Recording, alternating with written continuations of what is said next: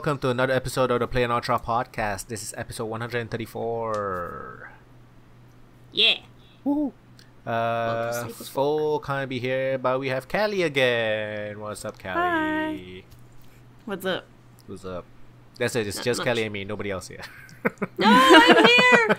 You probably can't recognize my voice because I'm sick with bronchitis, which sucks. You sound the same though. You sound the I mean, same. right now I do. Okay, Well, right just now, just okay. wait 20 minutes, and if I start talking, it'll sound like this. Okay. So how are you guys? Good. Doing okay. Well, you've been playing, Callie. Let's see. A lot of Dreadnought. I recently picked up Stellaris, and I've been playing around with that. And I like it. It's a lot to take in, Digest, yeah. but like you start. I feel like it's going along pretty well. It's a 4X, right? Like explore and.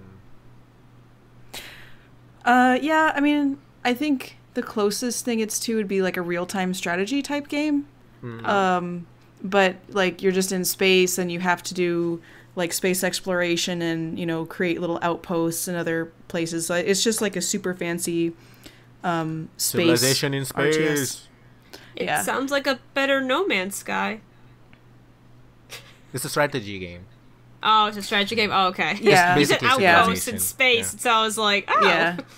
No. It's closer mistake. to like StarCraft or something. Oh, But instead of like individually controlling your armies, like you can create a fleet of ships to protect yourself and stuff, but it's not like it's also typically like single player. You can play multiplayer online, but there's different issues with it.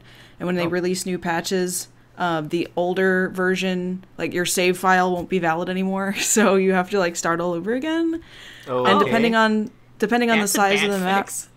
depending on the size of your map, it might take like a few weeks to get through everything because, yeah, like the tiny one is 200 stars, and so imagine a star is like a different system with different planets in it, and then they might have different kinds of resources. It might have a planet you can colonize, or it might not, and there's like 3 different ways you can win the game. And you can either have it set to have other AI in that system that you would have to fight for territory or just like outright kill them or subjugate them or just be friends with them. But yeah, it's interesting. Yeah, I think I have one of it. Still haven't played it yet, though.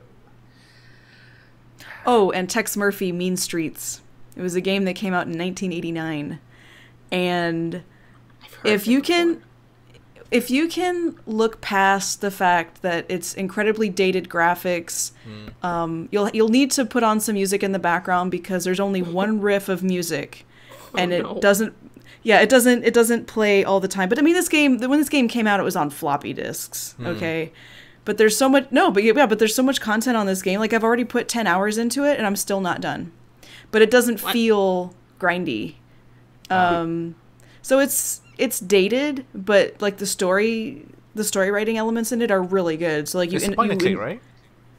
No, well, no, not really point and click. Oh. You actually use the arrow keys to like move move text around, but basically Oh. like you're in your speeder or your hover car basically, and you can actually like fly to the different locations. There's also an autopilot if you can't get the hang of the flying controls.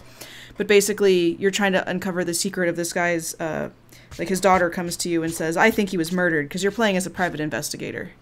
So you have to fly around and talk to people and uncover, and they might tell you a new name, and you're like, okay, tell me about this. And then, you know, they'll tell you, oh, they're at flight navigation code here. And then you go and you talk to them about it. And then, you know, you just kind of uncover more and more. And there's puzzle elements to it as well, but it's just, I really get into it. It's really interesting. Anyway. I love all these old games, and then they'll be like, the year is 2018, and everybody has a flying car, and it's totally a thing. No, it's not. Yeah, this game takes place in the year 2033. Yeah. So it's 15 years from now. But I don't see us having hover cars. Yeah, we still have it. We still don't have hoverboards. Not proper. So disappointed. It's like the biggest disappointment for me is no hoverboards. Like, come on. How have we not gotten that right? Still one of my favorite movie franchises, though. So it's cool. All cool. What else you been playing, Callie? You've been streaming a lot of Dreadnought. Yes. Is that mostly? Yeah. That's every Saturday. But also World of Warcraft, because I'm trying to get ready for the new expansion that's coming out. Oh, yeah. When's that coming out? I think it's in August. And I'm trying to unlock the High Mountain Tauren race because I want to be able to transform into a moose because that would be pretty fucking epic. Yeah. So that's kind of that. And then other than that, not much else, really. I know what me and Sarah did. We watched Deadpool 2. Deadpool 2, baby! Oh, I did too! Oh, you did too? Nice! Yeah, I saw it the other day. I don't know. There's one comment I want to make on it that's not really a spoiler. It was a choice of a song. Like, when they mention dubstep and they choose fucking Bangarang, and I'm like... so good. There's so many other choices for dubstep besides that. I know, like, but they had to go I honestly can't tell the difference. I mean, I don't know dubstep that well. Yeah. But I just knew it was dubstep, and I thought it was hilarious. Yeah, no, it was hilarious, but I was just like, oh, there's better artists out there. Oh, well, it's okay. To be fair, they probably didn't want to pick a good artist. Yeah, could be. I guess just in case, skip the next 10 minutes maybe. Yeah, if you really, be careful. We won't try to spoil anything, but, you know. I think my favorite running joke is the whole cable racist thing. That's my favorite one, I think. Oh my god. That was great. Or just even like how he just points at the beginning. It's just like, oh, what are you, culture appropriation, man? I just died at that part. Hi, Yukio. And after watching this, I really want to watch Hunt for Wilder People, which has the kid in it. Oh. And it's directed by Taika Waititi, who directed Thor Ragnarok. Thor Ragnarok. He's great. I love the kid. But yeah. Hunt for Wilder People, Taika Waititi, yeah. The ending had me confused. It brought up a lot of questions for me. I was like, wait a minute. Does this mean... It's canon. You know? That what you saw in the after credits sequence is canon. I read it online. All of that's canon for the next film. Okay. Yeah. So... Next film is supposed to be Deadpool X-Force, basically. So... And yeah, okay... I guess super major spoiler, I read online an article. Originally, they were not going to bring Vanessa back. Originally, the ending was just going to keep her that. So she is alive now. She is alive. Yeah. She is alive. I kind of saw that coming. I kind of saw it coming too. I wasn't sure. I was like, "There's no way they're really gonna keep." It's because originally they were like, "Well, she's such a huge motivating factor in this movie. We thought that originally we'll just keep her. You know, she still has a huge presence, but we'll keep her dead." But basically, they decided once they decided to give him that time ability for the end credits, why wouldn't he bring her back? That makes no sense. Of course. But here's the funny story I wanted to bring up with this article I read. I can't think of the actress's name who plays Vanessa. But anyway, apparently originally, like I said in the script, she's permadead. But I guess when they decided to do that, they called up the actress and they said, "Oh, hey, by the way, you're going to be in Deadpool 3. And she's like, "Oh, yay!" Aw, that's cute. Good for her. Super cute. Yeah. Yeah. So. But yeah. I guess we're just gonna spoil everything. Might as well. Might as well. I mean, I pretty much said the biggest spoiler. So Juggernaut was cool. I kind of thought it was Juggernaut. Yeah. That's what. Yeah. I was watching it with my partner, and she was just like, She saw it immediately. She's like, oh my gosh. I said, who? She's like, oh my gosh. And then when Juggernaut came, she's like, oh, it's Juggernaut. My partner thought it was gonna be Blob, which is a pretty good guess. That's what she thought too. She was like, it was either gonna be Juggernaut or Blob. That's who she was guessing between as well. Yeah. But Juggernaut it was. That was pretty funny. Yeah, it's He did say I'm the Juggernaut bitch, right? He did say that. Did he? I think he did. Yeah. I didn't catch it. I didn't catch it. If he said so many things just put in, it was really just, yeah. Like the Thanos reference was super quick. Yeah. Like it was like blink and you miss it. I was waiting for it. I thought it was gonna be a Thanos reference in the end credit sequence, but then he just throws it. It's like, okay, Thanos. So I was like, oh, that was. And there was nothing after the credits. I sat there waiting in the theater for something after the credits, and there wasn't. It was just like, this supplied 15,000 jobs, and I'm like, well, that's good. Like I feel happier knowing that, but hello. But at the same time, I'm also kind of glad, like, because Because after a while, it just starts to feel like, well, you have to because it's expected. So nowadays, I just stay for mid-credit scenes. I don't stay for post-credit scenes no more. Oh, I usually stay for the whole thing, but then again, I'm seeing it with a bunch of other people, so it's easier to be patient. So you know what I mean? It's not like I'm by myself feeling kind of like, you know what I mean? Actually, what I did when I went to see this movie, because I went by myself, I have a friend of mine in Canada, and he was like, I haven't seen it yet either, and, you know, I don't know what, and I was like, hey, I've got this crazy idea.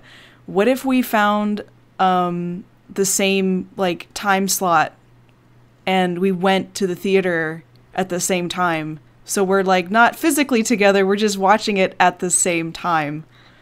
And he was like, yeah, let's do it. So that was pretty cool. Funny. I was not alone in spirit. That's how it works. That's how it works. But yeah, no, Deadpool 2 was definitely good. Yeah, I wasn't sure. I didn't really know how they were gonna do it. I didn't actually expect them to kill off Vanessa so quickly. I knew that Domino. was probably gonna. Yeah. Oh, Domino. Oh, I love her. Yeah, she was super cool. She was good. Come back. She needs to come back. She needs a bigger role in the next one. She needs a bigger role. She was great. Yeah, she needs more. Oh, dialogue. I would watch a movie with her any day. Yeah. She was great. I looked her up in the comics, and she does like lead the X-Force sometimes or something. Yeah. But I don't see an X-Force movie without Deadpool anytime soon. So.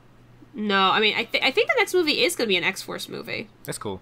I love the whole, still Deadpool spoilers, so skip. Yeah. I love the part where Invisible Man died. What's his name? Vanisher? When he died, and it's just fucking Brad Pitt. It's just Brad Pitt! It was Brad Pitt! I was like, wait, is that... We just got like, is that Brad Pitt? Yeah, they basically, Ryan Reynolds apparently... I just read a couple of things, because Ryan Reynolds is crazy. I love him, but he's crazy. He apparently just, like, kept calling Brad Pitt and was like, you want to be in the movie for like 5 seconds? Like, kept calling him until he agreed. Really? Apparently That's cool. Yeah. Apparently Matt Damon also is in this movie. Seriously? Probably wearing a mask somewhere. Yeah, I thought I read somewhere he also was in the movie. Maybe he was on a prison guards or something. Oh, maybe, yeah. Also, McAvoy plays Professor X for that, like, split-second part. I love that. I cracked him so hard when they did it, just closing the door. They had all of them, right? They had, like, most of them there. Because yeah, I don't know which of the famous actors. I kind of watched it again because it happened so quick that, like, Beast was the one who caught my eye immediately. I was like, huh? Because he's blue, and he was closing blue the door. And furry. Yeah. But yeah, I think I asked my partner, and she said that Scott Summers, Jean Grey, Beast, and Professor X were all there, but there may have been others. That's who she was able to catch. So I don't know. And I'm just waiting for the Deadpool 2 home media to come out. Yes. Yes. Ooh, we bought like a popcorn set Deadpool 2 thing, so the tumbler has like a Deadpool thing on it. Oh, that's so cute. It's pretty cool. And then they have like a more expensive one with a swear jar. Deadpool 2 swear jar. That's amazing. If he went back in time to... Because I remember he saved... what was his name? Peter? Yeah. From X-Force. He was like, go home. Just Peter, go home. Yeah. Was that trying to imply that he saved all of them or just Peter? That I don't know. I don't know. The only reason I think he did is because I believe they do come back in X-Force, but I could be wrong. Right. I actually because don't know. Shatterstar is a pretty big part, I think. Yeah, because I don't see why he would just save one of them and not the rest if he was going to go back at all. You know what I mean? Well, no, I could see why he would, because he liked Peter the best. Yeah. But I mean, that's true. Yeah, but I think I happened to see like a poster. It might have been false, but I think they're coming back for X-Force, so I think everybody is coming back for it. So I think the implication is he saved them all, but I could be totally wrong. I'm not sure. The opening scene, the opening credit scene, that one's good. Oh my gosh. Directed by, did they did they? Yeah. So good. That was entertaining. So yeah. Did you guys ever see the music video that the song is with Celine Dion? Did you guys see that? It was done before the movie came out. No. Okay, so the song, you guys have to look this up on YouTube if you haven't seen it. It's amazing. So the song that's done in that credits, that beginning credits scene is by Celine Dion. Right. I'm obsessed with that song. I think it's gorgeous and over the top and beautiful. Well, they did basically a music video where it's Celine Dion doing this grand singing with little clips of the film kind of interspersed as like a music video, and then there's someone dressed up as Deadpool in high heels doing a dance next to Celine Dion because we all need that in our lives. So and is it a video that was shot already and then they put Deadpool in, or?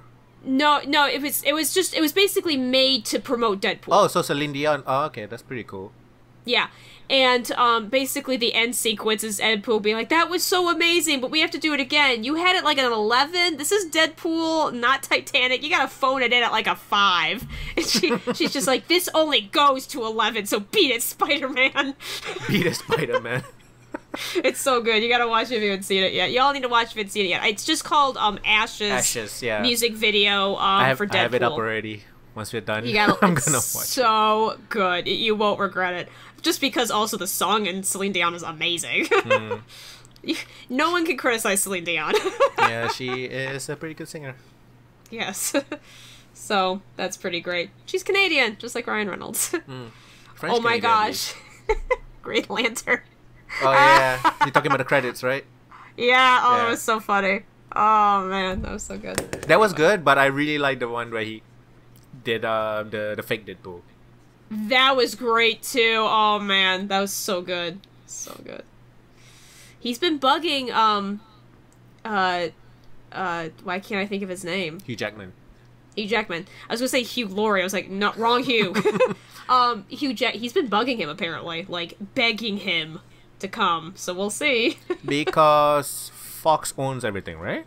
For movies? Fox It's did the weird. X-Men stuff and also Deadpool.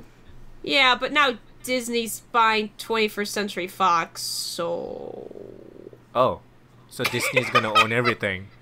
yeah. Like how we predicted it was gonna own everything. Yeah, I mean they've become our new overlords, and quite I frankly, think they I'm were not gonna stop them. overlords a really long time ago. I mean, did you see somebody made a picture, a meme where it's the Infinity Gauntlet with Thanos, and it's a picture of Mickey, and the Infinity Gauntlet has like the gems of like a bunch of companies, and it's 21st Century Fox. He's like just putting it back. It's so good. Oh, it's God. pretty cool. Oh, it's so true, and at the same time, I don't want to stop them. They're making good movies. They're gonna destroy the world. So yeah, Deadpool 2. My partner loved it, but she said like it didn't feel as Deadpool as the first one. Just felt more high budget, and it's a very linear story and stuff, less fourth wall breaking. She preferred the first one, but she still that's did fair. like the second one. Yeah, it didn't have as much fourth wall breaking. There was a bit more of a story. It didn't feel as Deadpool. She said. Yeah, there's more of a story to this one. I agree. I do see structured. that. It's more I mean, structured, but I it's don't still know. I don't know because he kept saying stuff like, "What you couldn't afford, this person or that person or whatever." So, in my opinion, that is kind of fourth wall breaking because he's recognizing that it's a movie and he's talking about the Oh movie yeah, no, as a. definitely. She mostly meant as like there wasn't as much. There was some, but she is a huge Deadpool fan with the comics and all, and I'm not really. I guess I'll have to watch it again because it didn't feel like it was less Deadpool than the first one. I'm totally gonna watch it. Not to me. Back to back. Yeah, no, I like that. That's what I think I'm gonna do is Yeah. just watch them back to back because I didn't pick up on that at all. Just one more Deadpool spoiler, so skip ahead. The part where he went to the X-Men mansion to look for Colossus for help. Colossus was on his bed and stroking what looked like a picture frame. I thought they were gonna totally do that Wolverine meme from the animated series, but they didn't do it. It kind of looked like, yeah, it's disappointing. Sadness. yeah. I'm not familiar with that. It's a meme from the animated series. Wolverine is in his full costume on his bed stroking a picture of, I'm pretty sure it was Jean Grey, and the meme they just replaced the picture of Jean Grey with literally everything. Everything you can imagine. Oh, okay. Yeah. So yeah. Deadpool 2. It's pretty cool. What does he do? What does he do, Sarah?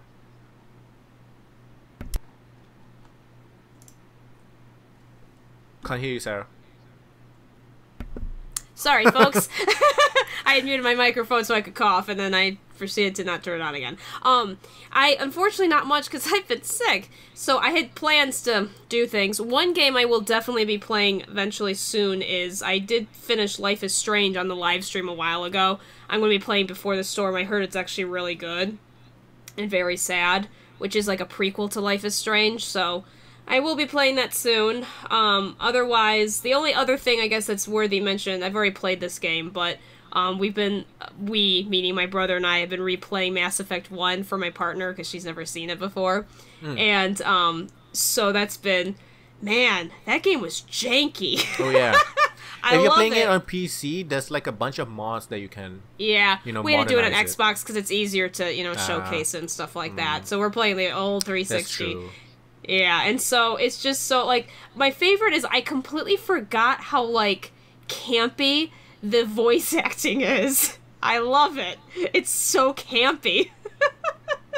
But it's just been fun just kind of revisiting, being like, oh my gosh, I forgot about that side mission. But we'll be getting to number 2, which is my favorite of the series, personally. So that will be a little easier to get through, and also has some great one-liners. I quite miss the whole transferring your save games from multiple games. The whole thing that they did. Yeah, I know. Games like that. Yeah. Oh, never mind. That's, I guess, is that a mess? Is that considered a spoiler at this point? I got into an argument with a guy on a chat once about Mass Effect 1. He basically got mad. I haven't played any of the Mass Effect series. Okay. I won't say anything. I just got into a fight with somebody. Long story short, this isn't a spoiler. He was mad because of a choice he felt didn't matter. Like, he played number 2, and he was like, oh, because of this choice. And I went, well, did you play the first game? Yeah. Well, did you do that choice in the first game? Yeah. Well, maybe your save didn't transfer. No, I didn't transfer my save. I just played the default for number 2. So that means it's what the creators wanted. I was like, that's not how that works. Yeah, that was a dumb argument. Is it that thing with the thing? It's probably the thing I'm thinking about. It's with a person, and I could take my headphones off for a second. It's the fate of a person.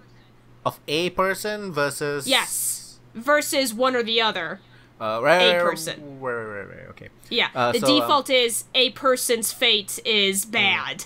That's the default. So, and the guy was like, well, that just means that the game doesn't want that person there. And it's like, that's super vague. You're not going to get it from that. But then you could say the other way, and like, if you decide for their fate to be bad, and then by default the person was there, it's like flip a coin. Like, what? I know, yeah. What do you want? Yeah. It's just... what I like what I like is how they did it with The Witcher 3. So I think you can transfer save games from The Witcher 2. Decisions do matter from if you like transfer, but The Witcher 3 they actually let you like decide if you haven't played it. If you haven't played The Witcher 2, they let you like make some decisions to like. That's cool. Well, then I'm glad because I have all 3, so I plan on playing. Yeah, the first one is not quite. First one's kind of janky from what I've heard. Yeah, I never played it. My brother's a huge fan, and so I only know that because he played 1 and 2. I don't think he's played 3 yet. But yeah, number 1. Yeah, I know. That's the best one. Yeah. But yeah, well, after playing... I was just gonna say, first one's just kind of janky. Yeah, Eurojank. Yeah, no, I mean, I've played through Glover and Elder Scrolls Arena and Daggerfall, so I can deal with jank. I can deal with I think you're okay, then. And they do have mods, I believe, to modernize things if you really need it, so... Yeah. Yeah. So yeah, The Witcher. Best series ever. What else did you do, Sarah? That's kind of really it. I'm trying to think if anything else exciting happened to me this week. You're gonna watch Solo tomorrow, I think. I'm going to be watching Solo tomorrow. At first, I kind of wasn't super pumped for Solo at all, but all of my friends, and the friends that are saying this are not friends that would hold back punches. Like, some of these friends didn't like The Last Jedi. So, that they're pretty picky. They all enjoyed it. I was like, oh, okay. Do you guys know who Bill Hader is? Yes, but I don't know why I know that name. Why do I Bill know Hader that name? is that SNL, one of the SNL comedians. Oh, okay. Yeah, I can't think I of don't know which why. one you're When I talking. see Solo's actor's face, I just think of him. I don't know why. Like, they're Is he two one of the totally guys who did separate. the news? Let me see a picture of Bill Hader. Hader. Could be the hair. Oh, They okay. kinda- It's who I thought you meant. Yeah, yeah. I can. Yeah, no, you're right. Right? I see it too. That's not- Yep. It's there. Yeah, I see And it. I just can't take the damn thing seriously. Yeah. No, I from what I've heard of the movie, I heard it's kind of like a western that's set in Star Wars. I mean, that's probably the only way they could have gone with it, though. Exactly. Well, because I hear, like, what made Rogue One so good, where, like, it wasn't traditional Star Wars, it was very much, you know, kind of its own thing set in the Star Wars universe. Apparently, that's what they did for Solo. It's not your traditional, like, Episode 9, Episode 8 kind of stuff. Yeah, they can't do a space opera. But Yeah, it's they not went with space the opera-y. whole train heist western thing. Yeah, they go for that. I'm like, oh, okay, that's awesome. You know, hey. And that's what I really like about these side stories, is it just kind of takes different stories, and like when you take, because don't get me wrong, I love Jedi. I actually think they're fascinating. There's some people that like love Star Wars but hate Jedi, which I think is a little weird, but I do think it's really interesting when you look at different parts of Star Wars and take out the Jedi, and what are you left with? Maybe because you know, those people feel like there are so many interesting characters, and Yeah, that's fair.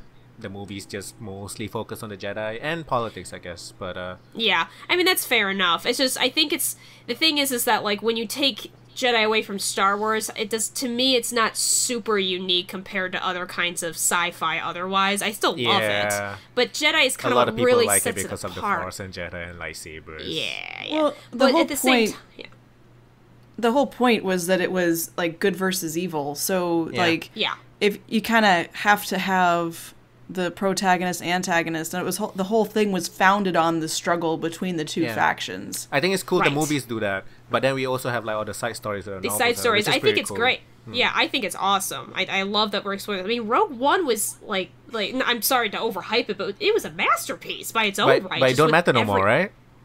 Huh? Didn't Disney say like, oh, all the other side stories don't matter anymore? They're not canon anymore. Did they? Yeah, 4 wasn't really happy about that. Wait, Even, Like so all the Rogue- novels and stuff, like all the side the stories and novels and all that. Okay, what that is what happens when Disney took over the EU extended universe. They yeah, said they EU, wiped yeah. clean. Yeah. So like, I totally understand, because for instance, KOTOR is kind of technically not canon, which sucks because I love KOTOR. Hmm? The storyline behind KOTOR, Knights of the Old Republic, but It's not canon. it's we're not really sure. I mean, it's technically not, because it's part of the EU. Because basically what happens when right, Disney it is part came of the in. EU. Yeah, basically Disney came in, and I don't really blame them. They came in, they were like, listen, the EU is bloated. There's a lot going on here. We're just gonna say none of that exists because we want to do our own new trilogy, and we can't keep up with all of the, everything's going on. Because can you imagine if they try to be like, yeah, it's canon, and they do the new trilogy, and then fanboys would freak out over the inconsistencies that would inevitably happen? Isn't Jedi Academy like after the movies where Luke Skywalker is like old and has an academy and all that? I think so, yeah. And so, like, I don't blame them for saying the EU, but I also understand, because, like I said, Knights of the Republic, that one's a little weird because Star Wars Old Republic as an MMO is still on. It's they still have it, so it's a little unsure with that whole universe, but, I mean, a lot of people kind of have been saying that they wouldn't be surprised if Disney decides to kind of take that story back anyway, Darth Revan, because it's so, like, unique. But yes, currently the EU is not canon. So They can say whatever they want, but KOTOR will always be canon in my heart. it's okay. But yeah, no, That's a special place. Yeah, just like KOTOR has a special place, Darth Revan, special place in my heart. Yeah. I tell my partner like how I finished the game, and she's like, "You're a fucking monster," because I played like totally evil. Did you really? Oh my gosh, I super couldn't dark do side. it. I only play. KOTOR's- yeah. If you give me a choice in video games, I usually play evil. So. Oh really? I Yeah. can't do it. I'm one of those people like that when I'm set with a moral choice, like I feel physically like bad. Like I can't do it. I can't do it. Mass I'm the Effect's same Renegade way. options. Yeah, Mass Effect's Renegade options were the closest I was willing to do evil stuff, and even then I couldn't always do it. Yeah, it's like you either have trouble making the moral decisions, or it's just a power fantasy To me, it's mostly Exactly. power fantasy. Yeah. Yeah. Did you ever The one play time- Knights of the Old Republic, Kelly? I did not. No. Oh, okay. Keep going what you were going to say, sorry. No, it's fine. The only time that being an asshole in a game I felt was worth it was in Fallout 4. At the very beginning of the game, when that vault guy is coming up to talk to you and do the survey or whatever, and if you tell him, there's one option to tell him to go away, and if you play as the male character, his line delivery was perfect. I died when I saw it. Just the way he's staring at that guy and he's just like, go away. Like, he literally says it just like that, but of course so much better. But that was the one time where it was fun to be an asshole. Just to hear him deliver that line. So good. But other than that, good. I don't like being rude to people. I don't like in Skyrim, when you do that Dark Brotherhood thing, you kill that lady for the kids. And then they kidnap you and lock you in a cabin somewhere, and they force you, they like, okay, you have to kill one of these people. I think I spent like 30 or 40 minutes trying to think about which one I wanted to kill, and ultimately I ended up Googling it, like, is there any backstory about these characters? Are two of them innocent? And there's only one actually guilty one? Like, Yep. So yeah, I had the same problem. I was so mad. I was like, what am I supposed to do? So what I did was, because someone suggested this, I hadn't thought of it, they were like, you could just kill the person that kidnapped you, and then you have the key to get outside. So that's what I did. And then I found out that locks out the Dark Brotherhood, like all of it, and you can't get Shadowmare. And I just wanted Shadowmare. So I killed one of those people just to get the horse. So I'm an awful person. I really am. Amazing. But I tried to go with the murderous one, the person that was already killing other people. So I was like, all right, Yeah, amazing. Yeah, I know. I was the same way, and we had the guidebook, so I looked through the guidebook, and so that's why I knew. I was like, oh, if I killed a person, I could try to kill all of the Dark Brotherhood. That sounds like a bad idea. So I had trouble going through all of the quests for Dark Brotherhood, because you end up, I think, having to kill the queen or something. You have to kill some like higher up that for whatever reason. The emperor. But see, here's the other weird thing is that I always side with the Empire because the Imperials, because the Stormcloaks, like the fact that guy shouted someone to death, I was like, dude, nah, I can't get behind that. Like, I really can't. Like, the Imperials aren't perfect, but I don't think throwing the world into turmoil when there's the Thalmor are an increasing threat is a good idea. Like, everyone should stay unified. So, like, it was weird when my job was to assassinate the Emperor, but I'm serving the Imperials. I was like, is this going to get me in trouble? Yeah, I had the same problem. And here's also the reason why I felt like I could never side with the Stormcloaks either. If you do a particular side quest, you find out that the Thalmor are manipulating them. So it's even more like, oh, I don't want anything to do with the Stormcloaks. I mean, I also played a Dark Elf, so I definitely did not want to side with the Stormcloaks because they are basically slaves to those people. Yep. But yeah, it was even funnier. Like, I've been very tempted. I've only played Skyrim on the Xbox 360. That's how I had it for a long time. I want to get it for my PC, though, mod the hell out of it, and just, like, do it all over again. I know I'm going to be frustrated, because I'm like, oh my gosh, I'm so low level, but, like, it's such a relaxing game for me. What I'd recommend is getting the Anthology Collection, because it has every single Elder Scrolls with all of the Game of the Year edition, like, with all the DLC and stuff included. Yeah. I really need to play. I never played Morrowind when it came out, which is a big mistake because right now it's really hard for me to play because I need the stuff that I'm used to. So, like, for instance, I need those map markers. I need the fast travel. I need the that kind of stuff. And so I'm like, oh. So I did try to play Morrowind, and then basically I got lost. And they so probably have mods for that though. They do. Probably. Although E3 but there's a rumor at E3 they're going to reveal Morrowind HD. Yeah, in HD. So I'm thinking of just waiting for that and seeing how that goes for me. I just read about so on the PS4 there's Yakuza 0, which is an original game, and Yakuza 6, which is an original game, and they remade Yakuza 1 and Yakuza 2. which is Yakuza Kiwami, Yakuza Kiwami 2 or something. But they're gonna remaster Yakuza 3, 4, 5 as well. So they're making like upper scale HD or something. So they're gonna have all the Yakuza games on PS4, which is super cool. So if you never played any of the games, so you can have all the games on the PS4, which is super cool. All the games. Yeah. So many games, so little time. Yeah. So apart from Deadpool 2, I finished Persona 4 Golden. Oh, and nice. I got the golden ending. My first playthrough. Cool. Yeah. Nice. Yeah. It's Is that the really best good. ending? That's the best ending, yeah.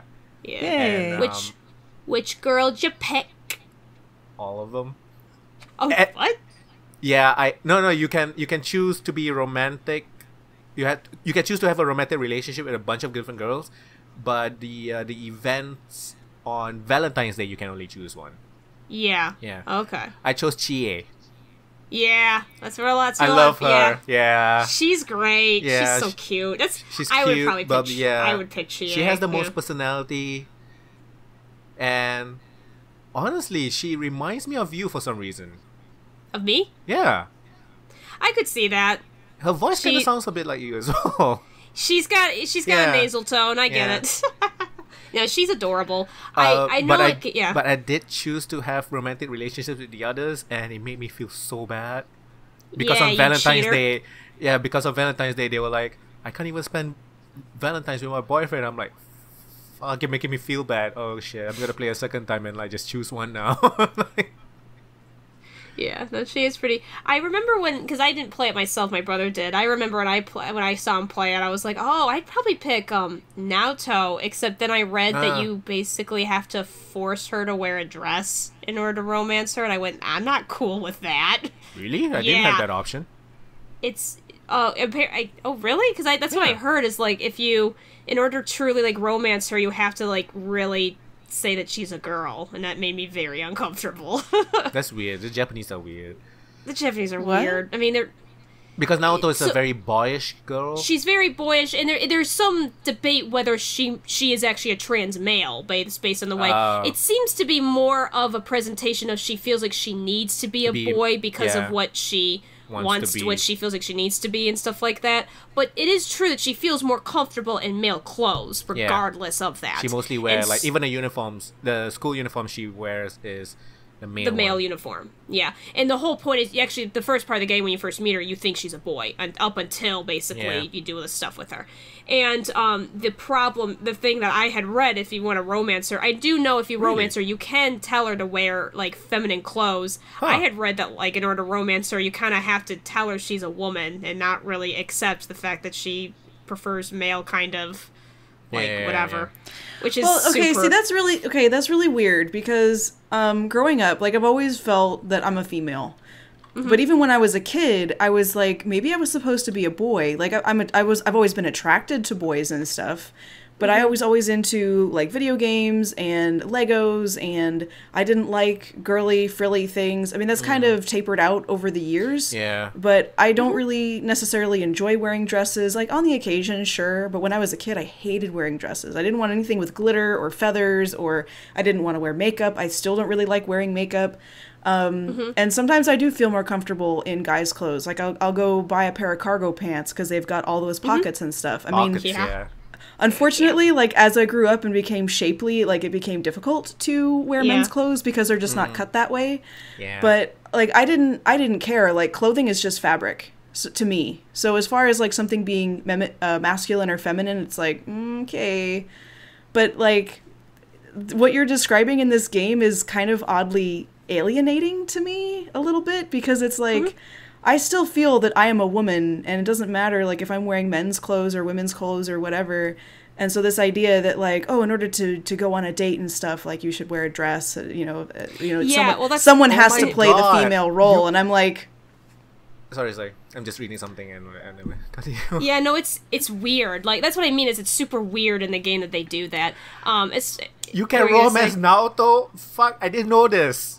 Yeah, that's what I was trying to describe to you. You can. It's just really messed up. I'm reading like though. a guide, and it's from level because for her I got her to level 10, and I never saw the option. The reason is because from the level 7 to 8 social event that you have with her, the first question you have to pick a specific option, and I Yeah. don't think I chose that option probably. Yeah, because it's really messed up. Like I No, said, no, no. like Hold you on. have. But about that dress thing though. Yeah. Apparently, for the Christmas event, Yeah. you can choose whatever you prefer, or I like Okay. it higher. And if you say I like it higher, she will wear a dress. And I think if you say whatever you prefer, you can. But it's still kind of weird to have that option though.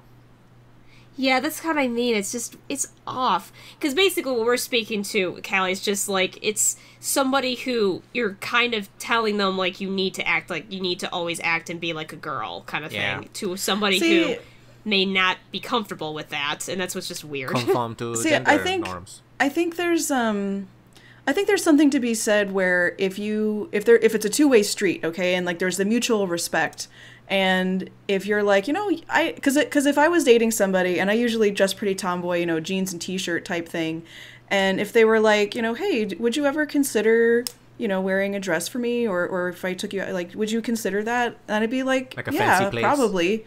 Yeah, I mean, it depends on what the dress is, because if it was just like nothing but straps, I'd be like, but like the idea of suggesting something like, I think I'd like to see you wear something like this. Would you consider it? And then, I don't find that to be bad necessarily, unless like you're saying where you're having to force it and saying like, I don't want to date you unless you XYZ. Then it's like, and that's what I mean is like it very read more of a force. And I think also the thing is, and we could debate for hours on Naoto's gender identity. Like it's been debated online a million times over. Yeah, it's a pretty old game. I'm pretty. Yeah, it's an old game. There's old debates, and the thing is you're not going to get a satisfying answer, especially because the Japanese writers, especially a lot of Japanese writers, just don't handle things like gender identity very well. So it's just difficult in general. And so what I mean is like, because Naoto's a little different than that. It's hard to. It could be that she's just very tomboyish, and just that she feels that she needs to act like a boy to get what she wants, which is to be respected basically as a detective. The problem is that there's other clues that the game gives where it makes it sound, because Chie, for instance, is very tomboyish. That's her whole character. She doesn't wear skirts, except for like a school uniform, but she punches people. She is very in your face kind of thing, but she's very comfortable so her whole thing is like, oh, I don't know if I'm feminine enough, which of course is a Japanese thing, but she's very comfortable with saying, I am a girl. I am a girl who acts, more masculine. That is comfortable for her. With Naoto, it's a little weirder than that. That's what, or not weirder, it's different. And so that's what's kind of hard to tell. It could be that she's like that.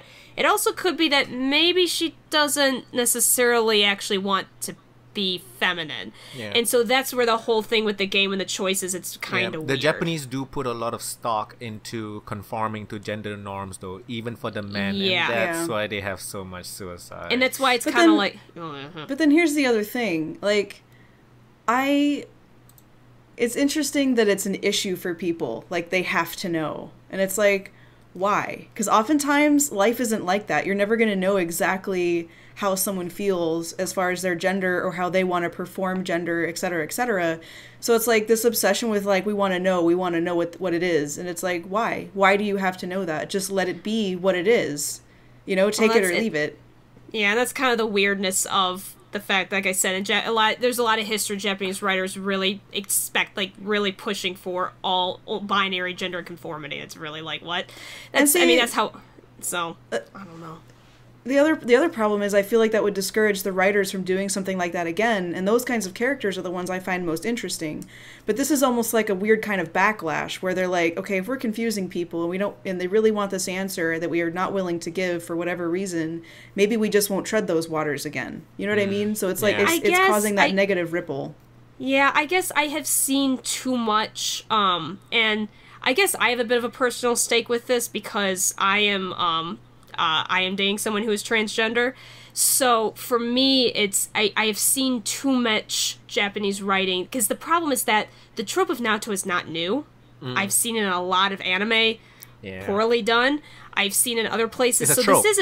It's a trope. It's not new waters that they're treading here. And so it's just, and again, like, Japanese culture is very it's kind of still I mean, American culture is horrible with it too. Like it's not really a new thing, I think, and that's also kind of why with Naruto I'm like, yeah, they had this thing, and I'm almost kind of shrugging it because this isn't the first time I've seen it done like this, you know. And so that's what I think is again, it's not that I'm not saying like they shouldn't be looking into those things. It's more of the problem is that I have found, especially with anime and with manga and video games, whenever they kind of come into this whole gender identity kind of stuff with those characters. I mean, Persona does it, Danganronpa does it. One of my favorite anime, Steins Gate, deals with this issue as well, but they all deal with it kind of. The problem is that what it usually results in is, yes, this person struggles with this. Ultimately, they have to realize that they must fit into these boxes. And that's what I think is the problematic aspect of it. Not the exploration of it, just what the moral seems to be as a result of it. And that's what I point with Naruto is like, oh. So that's what I mean with that. Oh, yeah, no. I'm talking specifically about the fan base. Like, they're causing... Yeah, like, by demanding these answers or, like, obsessively debating it and stuff like that, I feel like for a lot of developers that kind of raises that red flag, so we're not going to see it necessarily in the more mainstream stuff because the bigger... The AAA titles are going to see that kind of stuff and be like... that's always an issue with any kind of like difficult social topic. Like I remember, I mean, just this is a minor example, but I'm just reminded because this literally happened with my friend group when Frozen came out. And of course, at first it was lauded, right, because it was more feminist friendly. It had two sisters, you know, that was the big story. And I remember I had a bunch of friend groups that were that I felt were overly critical of certain aspects of it. And I raised the same point. I was like, listen, I get it. I'm not saying we have to, like, settle, you know, for anything, but at the same time, like, we are being... Because what I was seeing, what was happening at the time was kind of what I think you're seeing too, Callie, is they would get overly, you know, obsessive with that kind of stuff, but anytime anything played, it's safe with the typical, you know, man, action movie, whatever, that, like, we've seen a billion times, there would be no criticism of it because, like, yeah, we know that's bad, so nothing would be said. So, of course, that was safer. So, yeah, because I get what you mean. I think, in general, people just like to discuss things. I actually saw a really interesting YouTube video that was talking about toxic communities. And this is just in general. I mean, because Rick and Morty has like a really toxic community. Yeah. I think Steven Universe also has, unfortunately, like, people that get like really like teeth and claws about things. Like you're not drawing that one character chubby enough or something like that. Yeah, they were attacking the artist for a fan artist. It was awful. Yeah. But the video is basically saying like that these communities essentially they like something to the degree that in their mind they put a certain level of ownership over that thing. Yes. Like it's their thing. Yep. So then if they feel alienated by something that the creators decide to do or whatever, then there's that insane backlash. Or if they feel that someone else is attacking it, it's like they're attacking their show when it's not their show. And not even close. Something they like. Yeah. The ownership thing is totally true. That's one of the reasons why, like, any game where they're waiting for the next part of it and it takes, like, too long to come out, or, like, you don't think it's gonna come out and then it comes out years later, it's always gonna get backlash. Insane amount of backlash for that exact reason. An example of a game very dear to my heart, I'm obsessed with the Zero Escape series. It's a 3-part handheld game series. It's a locked room major puzzle series. I love it to death. First game came out, it was great. It was a cult classic. Then because it did so well in the US, they made the second game. And the second game was very different, but still pretty well acclaimed. I'm sorry? It's different? It is different. The next game, the Zero Escape series, it's quite different from the first one. It's less visual novel aspect. But it was still pretty well liked. And then we were told that the third game would be on hiatus because basically these games did very well in the US but did horrible in Japan, which is weird. Which is just weird. Yeah, but it was because of the gore. Really, it was too violent. They felt. Too violent, right? Yep. Which is why the second game was so weird because it was actually a lot less violent, but the Japanese still didn't like it. Anyway, so the third game was on hiatus, and we were all crying. I was crying, and then about a year later they announced it was going to be released, and I was so excited. It was like the end because the second game ended on a huge cliffhanger. So we were all super excited. And then the third game came out and it was pretty different. I liked it. It wasn't what I expected, but I still liked it. But the backlash was horrible. Because it was, after that, you know, you waited so long that people had these expectations, and when you didn't meet those expectations, like you said, they think they have ownership, they have stock in it all of a sudden, and so it doesn't meet those expectations, and so it's just trash. Like, there's nothing, like, the creator ruined the game. It's like, but this was it was especially egregious with Zero Escape, because the third game had already been planned out. Like, the creator already knew what was going to happen in the third game. He just didn't have the funding to actually develop it. And so it was especially egregious when people said, like, he completely flopped it. It was like, he had this planned out since the second game, folks. Like, this was his plan, you know? Yeah. So. Oh, well. That's just how people are. My only thing, because I played the second one, and I also got 999. Like, it came as a bundle, the first and second on PlayStation 4, so I didn't have to play it handheld, which, you know, I like, because then I can stream it. But my issue with the second one was that there's all these different trees you can take, and all these different decisions you can make, and each tree, each thing has a different kind of ending, and each playthrough will give you different pieces of a larger puzzle to fit together, and so, like... My concern was like, okay, it takes a while to get through a single playthrough, and I just want to know, okay, which way should I go first so that I can play this efficiently and I don't sink like 200 hours repeating the same things over and over and over, because the second playthrough started to feel incredibly repetitive. Well, to be fair, you can skip. Like, you don't have to replay any section. Right, but I'm saying I want to find a guide that says, okay, your first choice is going to be here. Like, you know, decide to, like, team up with this person, or, like, vote yes. And then I would take over from there and play out the game as normal. And then when it came to another choice point of, like, which people should I go with, or how should I vote, like, just so that I can play it as linearly as possible. Yeah. So I'm not having to replay branches. That's all. Yeah, it's hard. Yeah, the second game is really hard with that. I don't know what to tell you. I'm trying to think. There probably is a guide that says, like, this is the most efficient way to play, and mainly what you would be looking for, because what you probably have seen is certain parts are locked out. You can't get past this part until you play another part of That's exactly what I'm talking about. And so I think there is a guide. What you mainly might want to see is the guide of what, because they number those locks, and I think the numbers of those locks are kind of meant to be seen almost chronological a little bit. And so, because you don't have to play it chronological, obviously, you can start wherever and go. You'll eventually get into a loop of it, and you'll get it, but I'm sure there is a guide out there somewhere for that. I couldn't tell you. I just went through it. Are you playing on hard or easy mode? I was probably playing on easy. It's been a while, so I don't remember. I just kind of decided to, like, set it down for a while so that my brain could kind of reset most of the details. Yeah, it's a lot of information. Yeah, so no kidding. Because after I did that first playthrough, and it was like, oh, the computer needs a password, and I'm like, oh crap, and I realized that I was gonna have to do multiple playthroughs. I was like, all right, I need to plan this out better, especially if I want to stream it, and then have like a notebook handy to write down like different details and things that I notice, and keep track of like how I'm voting per playthrough and stuff like that, you know? Yeah, the tree luckily does a pretty good job of making sure it's like, you had voted no for this person, so therefore you got down here. So right. it does a pretty good job with.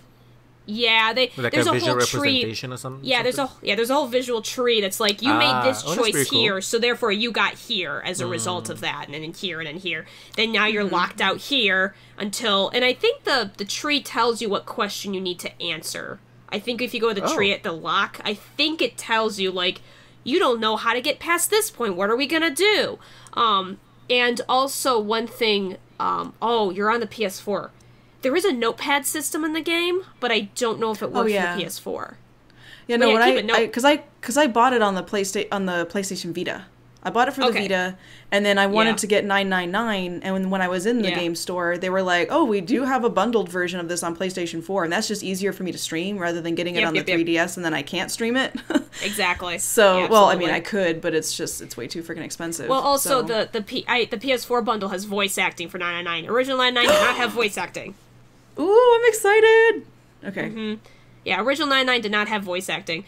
Did you play Virtue's Last Reward before 999? Was that the plan? That wasn't the plan. That's just how it worked out. I didn't... Okay, because I think I had asked somebody if they had a lot of crossover, and they were like, no, there's certain things here and there, but it's not like there's an overarching story where you have to play the first one to understand it. I kind of disagree with that, but you'll be fine. Certain realizations will not make sense to you, unfortunately, I think, unless you play 999. No. But I don't plan on going back to Zero Escape until I've done 999. Yeah, I just would it's fine either way, but like, especially since Virtue's Last Reward has so much information at you, it's crazy how much information they slam at you. 999's a lot easier. 999, though, it may be worth looking at a guide, though, because that one plays more like a traditional visual novel. You can get bad ends, and then you have to start from the beginning. Okay. And then that one, too, has, like, you know how you had the locks, right? It has, like, one version of that. So, basically, if you look at a guide, this is what I will tell you, and every guide will tell you this, do not do what goes for the coffin end. Don't do that until it's the last thing you do. So basically there are a bunch of bad ends, and then you need to get the safe end, and then you get the good end. The coffin end is basically a lock before you can reach the good end. So... Okay. Yeah, the guides will explain this, but yeah, I think looking at a guide for 999 will save you a little bit of time. It's a shorter game, I would say, than Virtue's Last Reward. A lot less information gets flied at your face.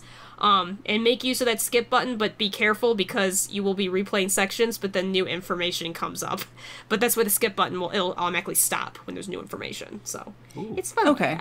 999 very pretty cool quality of life stuff. Yes. Well, the skip button function, that's a basic visual novel function where you're skipping through, but then, like, if there's new text you haven't seen before, it automatically stops. Or at choice points. Or choice points. Any good visual novel should have that function. 999 is very important. Maybe I just didn't notice it when I was playing Horny Bunnies, too. Oh, yeah. It's very important that with 99 especially, because I'm sorry, wait, what? What did you... Did you say Honey Bundles 2? Horny bunnies. Sure. Listen, I know nights get lonely, but yikes. I know it sounds like I made it up, but it's... No, you didn't. That's what makes me mad. One, right? It's a real one. Do you like horny bunnies? No. You like horny bunnies too? No. Stop it. I can't tell if you're talking about, like, Playboy bunnies or, like, actual bunnies, and it's, like, some kind of furry visual novel. Hentai bunnies. What does that mean? Anime girls. Anime girls. Okay, anime girl bunnies. Yeah. Okay. A Bishoujo game, whatever Bishoujo means. I don't actually know what Bishoujo just means Are they slightly girls. Anthropomorphic? Like, do they have real rabbit ears? Oh, no, they're just wearing, like, Playboy bunny suits. Oh, okay. Wow. Oh, okay. That is surprising. And they have a wiki page for into that stuff. Cool. Yeah. Should we get into some news? Yeah. Let's get into some news. Quite a few stuff because we skipped like 3 weeks, but just go through some stuff real quick and then controversy because of course. EA CEO will be pushing forward with loot boxes. Yay! The best part is what he actually said. We're gonna continue to push forward. This is the CEO, Andrew Wilson. He said this during a conference call with industry analysts. We're always thinking about our players. We're always thinking about how to deliver these types of experiences in a transparent, fun, fair, and balanced way. Loot boxes are none of that. They're not transparent because you don't know what you're gonna get. They're not fun because it's just pay to win. They're not fun. The fair point is go back to transparent, and balance again, go back to transparent. Alright, cool. So yeah, Glad and we we'll had continue this to work with talk. regulators on that. They did make a lot of money. Most of their money when it comes to microtransactions is from FIFA. Oh. Yeah, and I think Madden NFL, but FIFA probably because Madden NFL is a huge thing in America, but FIFA is a huge thing everywhere else. Like FIFA is a huge ass franchise, and soccer is like the most watched game of all time. And yeah, that makes sense. Yeah. US is just weird. And it's a game that sells in a lot of countries that don't really put too much stock in these kind of things. So yeah. Fascinating. So yeah. So FIFA made them a fuck ton of money. And another thing is Nintendo talked about their new online service a bit, and Virtual Console is not coming to the Switch. Is what Nintendo says. Virtual Console. Virtual Console is the stuff where they sell their old games. NES, SNES, those kind of stuff. So Virtual Console has been a thing on, I think, the Wii and the Wii U and some on the 3DS, right? Apparently Switch is not gonna get Virtual Console. That doesn't necessarily mean it won't get retro games. It just might not be called Virtual Console. Yeah, I guess we'll see, because that was making them so much money. Why? Nintendo hates money. We've already established this. Yes, so. They do hate the money. They hate money. Yeah. This one's really cool. Microsoft is coming out with an Xbox adaptive controller, and it's for players with disabilities. Yes, I read about that. I saw that. Yeah, it's awesome. So it's like a DJ board looking thing with I think like a touch panel, something where you will find on the Steam controller, bigger, and then they have like a Wiimote and a nunchuck. Wait, what's the part with the analog stick on the Wiimote? That's nunchuck. That's a nunchuck. Yeah, something that looks like that, and then you can I think add things on and customize everything. So that's really cool. Awesome. That's really cool. Yes. Yeah. And I was just on Twitter yesterday, and I saw this it's one of those charities. I'm not sure if they focus specifically on gamers with disabilities. I think it's called Special Effect from the UK. So they was showing this guy playing Zelda Switch or Wii U or something on this customized controller. It's pretty cool. Awesome. Yeah. So that's really, really cool. Good job, Xbox. Good job. Yeah. Yeah. They make dumb decisions, but some of their decisions are pretty good. Yeah. Sometimes they get their heads on straight. Yeah. So there are two controversies that came about in the past 2 weeks. Oh no. So let's go for the first one. Sarah, you might not have any more games to play after this because Steam is going to remove all those porn hentai games that you love so much. No. So my porn hentai furry games that I play so much of. So it's just weird because they just sent out mass emails to a bunch of publishers and developers that make not necessarily porn games. They just make games that may or may not have nudity, or some of those games may just have some kind of explicit 18 plus content or something, but not necessarily nudity, and they're gonna have to remove the content for violating rules and guidelines within a few weeks. And then after all the backlash, Valve sent another email and said this was an error, we will be looking at it again. What? Maybe it was an error. Yeah, I'm not really sure. The intern sent the email out. Sorry, folks. Yeah. And it's just weird. Some people are saying that it was triggered by a bunch of Christian against porn type organizations where they reported the game on Steam itself. I guess there's a report button that I didn't really notice before. Is there a report button? There might be. So yeah, maybe it was that, and it triggered some sort of thing, because the way Valve operates is they give a lot of autonomy to their employees. So it could be a small group of employees, or maybe it was just one person or something. The intern. The intern. Yeah. Because everybody's focusing Those on damn making interns. money. with Hearthstone and not Hearthstone. What? That is They have so like weird. a new. I don't. They have a new card game coming out. Anyways, yeah, it's just weird. It's just weird. I don't understand that. Like, because I get it. Like, if you're playing a game and there's a user that starts to harass you or threaten you or send you links to naughty things, like reporting that person or whatever, fine. But like reporting a game on Steam because it has something in there that you don't like, because like I don't know, it disagrees with your religion or your like whatever. Just just don't support the game. Just don't. You don't need or to if you buy feel that it. strongly, just Honestly, I don't think they even support play Steam. or whatever. But like to me, that's like going to a porn site and reporting the porn site. Yeah. You know what I mean? Like it's on that kind of level where it's like, don't go out to the stuff that you know you're not gonna like and then complain about it. Don't do that. What's especially alarming to me is I am going to go out on a limb and assume that this was mostly directed at kind of indie developers, because they're usually the ones that really do this. But at the same like time, a lot of like The Witcher 3 has nudity in it, but it's mostly the Japanese ones, the Japanese anime hentai stuff. Yeah. So like, was The Witcher 3 targeted? Oh no, The Witcher 3 didn't get no email. That's what I mean. It's like who was actually targeted. Yeah, exactly. Who was actually targeted here is probably the smaller developers that, and it's stuff mostly like the that. ones with like the anime aesthetics. So it's a very specific target. I heard about that too.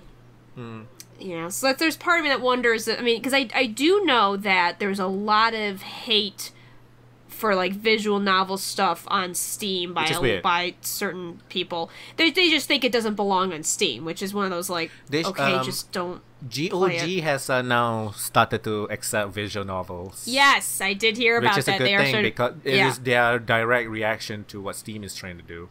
Yeah, which is a good thing. More competition, that's good. Exactly. DRM free as well. GOG is always cool. And Manga Gamer, I think some people are trying to work on creating a storefront platform thing just for these kind of games, like explicit 18+ games. Okay. And some people have said like, maybe Steam should have an 18+ section. Yeah, maybe. That gets hidden. I mean, I don't think that'd be a bad idea, honestly. Yeah. No. Yeah. Because it's not that regulated right now, right?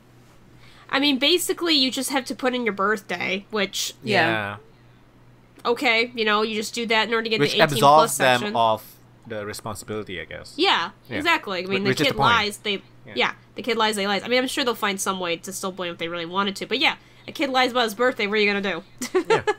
So, and it's very clearly marked, this is 18+, right? Yeah, I totally think that'd be a good idea, actually.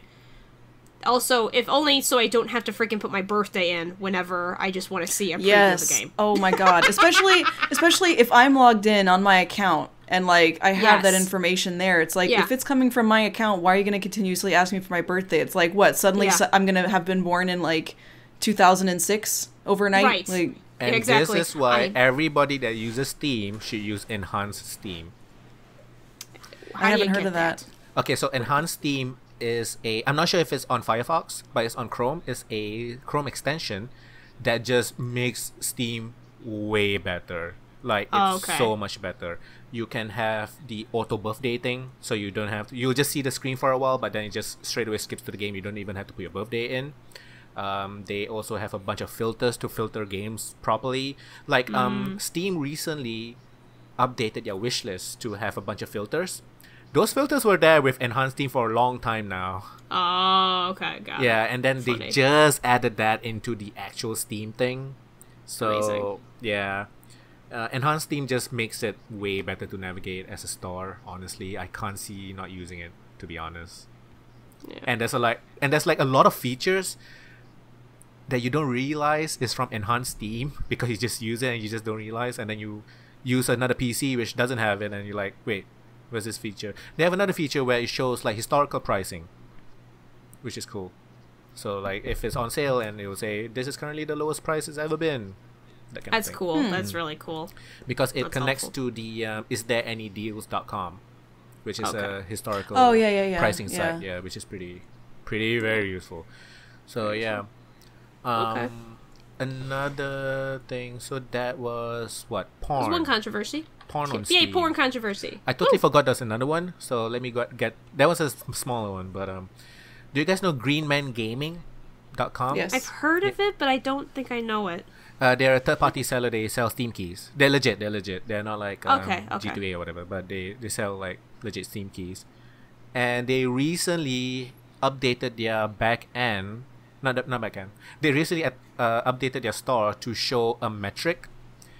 To show metrics, and the metrics they're showing is like how many hours people play this game, stuff like that.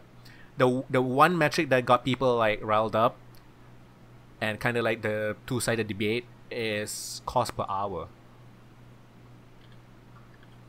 Why would that cause controversy?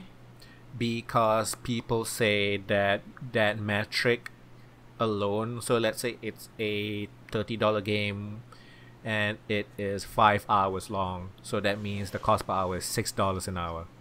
And they're saying that the cost per hour is not indicative of the quality of the game, but a lot of people will take it that way, is what they're saying.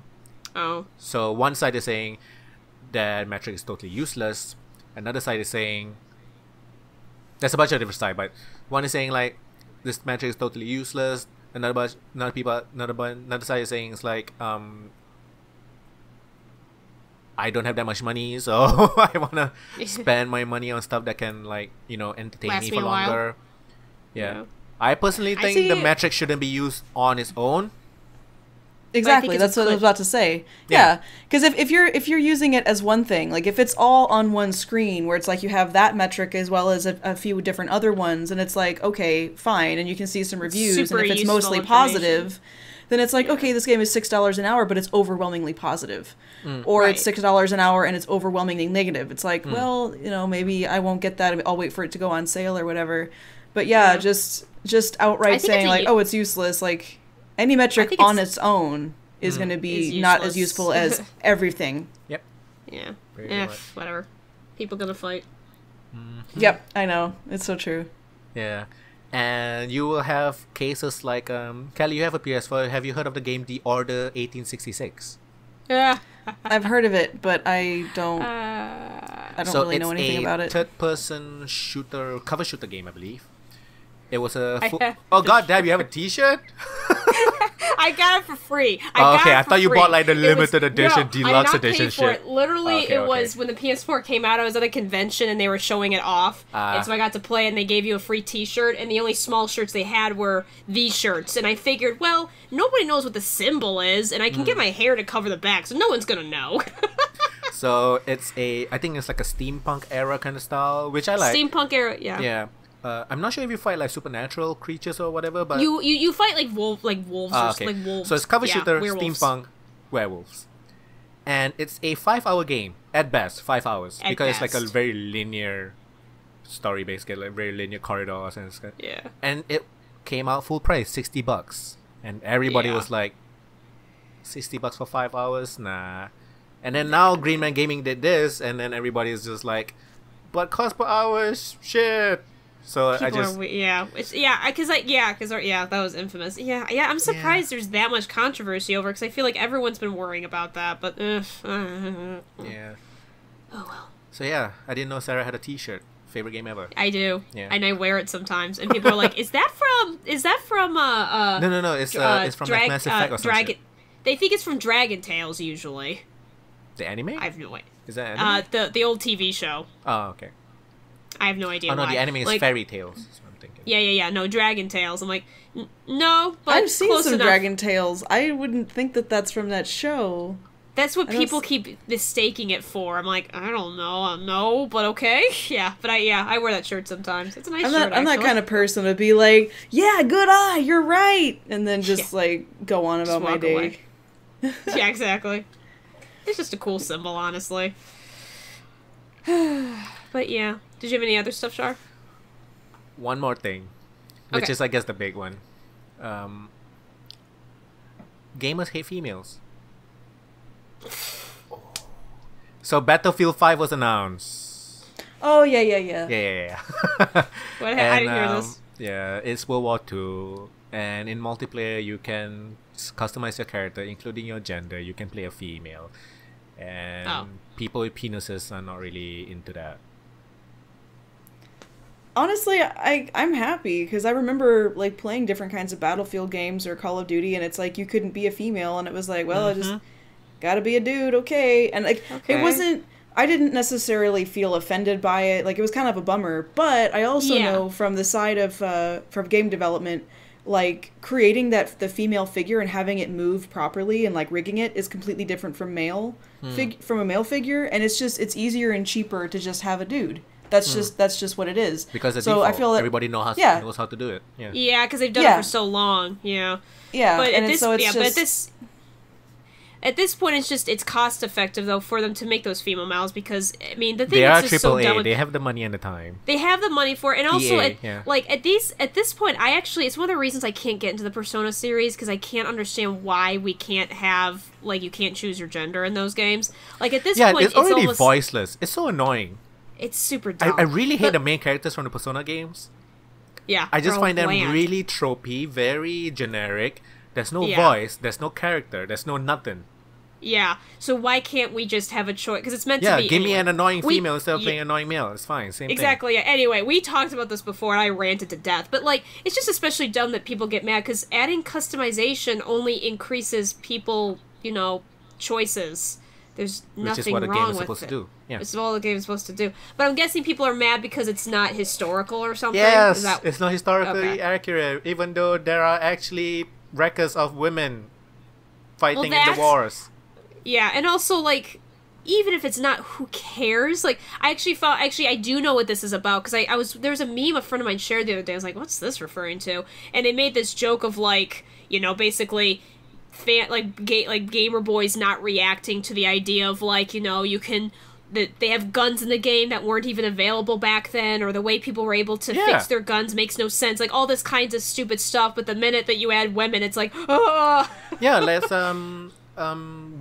so there's a bunch of like EA and DICE developers right now tweeting, and they are saying like like in Battlefield 1, like the previous one, like World War 1 Battlefield, which was before this Battlefield 5, they had like I think it's a vehicle or something, like a weapon, like it's called Heimlich or some shit. Anyways, that is prominently featured in the game. You can use it anytime, I guess, whatever, but it's in the game. But in actual fact, in World War 1, that thing only had one prototype and it was never used. Yeah. So because what else? See, on the point of the visual novel, like I feel that there's really only one way to do that, because for it to be the most immersive thing possible, I would imagine you enter in your name, like whatever that name is, whether it's a single word or you have a first and last name, whatever. And it just automatically plugs that in wherever they're referencing your character, wherever they would say your name. And then instead of saying he or she, just put they, because it is grammatically correct. Yes. Because I actually have a D&D character, and I refer to them as they instead of he or she. Sometimes I forget and I say she because I'm female, and I say I this or I that when I'm role playing a character. Right. But then I just say then I'll like say something else and say he, and then go back to they. But anyway, but yeah, so you just put in your first and last name. You have that gender neutral pronoun, and then from there on out, like that's it. Like, and you wouldn't necessarily select a gender. You just are what you are. You just have your name, and then the people talk to you and reference you as they, and open shut. Done. Like that's What's really it's just that simple. Yeah, it's very simple. Actually, what's really cool is what some visual novels are doing now is they let you pick which pronouns you use. There's this one visual novel. What's it called? It's something about it had to do with cats in a cafe. It was like a cat cafe, but it was actually a deeper storyline than that. But you got to choose. You typed in your name. I think you had a set last name for obvious reasons. But you had to choose your first name. You picked either he, she, or they, and then they actually had slightly different avatars you could pick for your character, basically between like shorter and slightly longer hair, like very simple, like the same face, but just like either shorter or longer hair, but they also had different skin tones. And so basically all of the CGs, they just did different CGs for all of those different versions, which again, it was very simple because it was just 3 different skin tones, 2 different hair lengths. So it was pretty simple. That's a nice nod, though. Yeah, very. Yeah, I was like, oh, I was really impressed. So yeah, it's they're starting to kind of do that better with it now. If you're referring to the Persona series, it's just extra weird, because technically you have an avatar that you play around with, but it's just extra egregious with the Persona series because they only include female romances. That's the only kind of romances they include. So it's especially egregious because, like, why can't... Imagine... I totally wanted to bank kanji.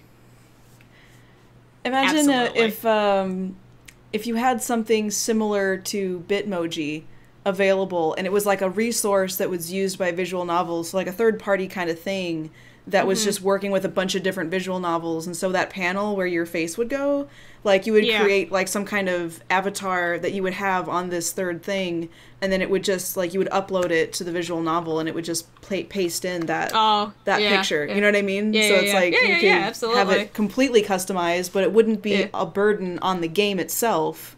Right. You know, so like I think that'd be kind of really cool. Yeah, depending on the kind of program they use to make the visual novels, Renpai is really popular.